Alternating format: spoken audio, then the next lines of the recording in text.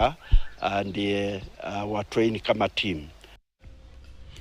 Safari ya Kenya katika mashindano ya Afrika volleyball ya ufukweni ya mwaka huu mjini Alexandria ilifika tamati yake katika hatua ya 16 bora.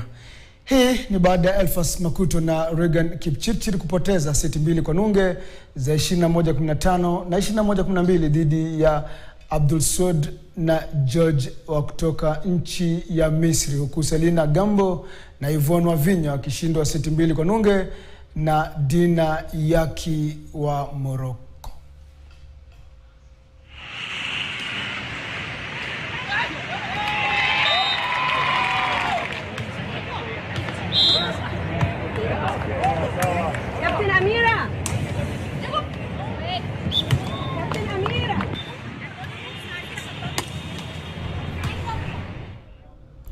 Uwanja wa Kiumbwini uliopo jijini la Nairobi sasa umefikia zaidi ya